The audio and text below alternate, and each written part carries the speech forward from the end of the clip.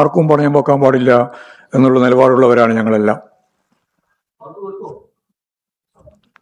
അതൊക്കെ ഞങ്ങൾ ചർച്ച ചെയ്ത് ആവശ്യമായ നിലപാട് സ്വീകരിക്കും. ആരെയും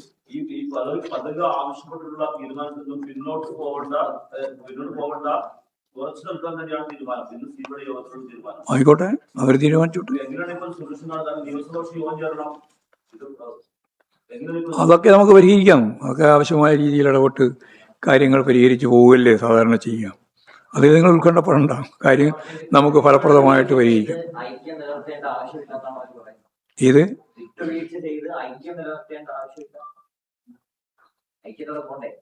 പിന്നെയോ ഐക്യത്തോടു കൂടെ ഇടതുപക്ഷ ജനാധിപത്യ പ്രസ്ഥാനത്തിലെ ഇടതുപക്ഷ ഐക്യം എന്ന് പറയുന്നത് വളരെ പ്രധാനമല്ലേ.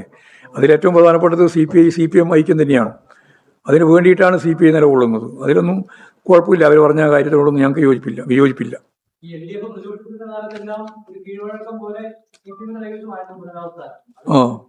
അല്ല, കീഴ്വഴക്കം എന്ന് പറയുന്നത് ഇതുവരെ ഉണ്ടായിരുന്ന സംഭവങ്ങളും പരിശോധിച്ച് നോക്കിയാൽ VS-ന്റെ കാലത്ത് സുദീർഘകാലം ഉണ്ടായിരുന്നല്ലോ.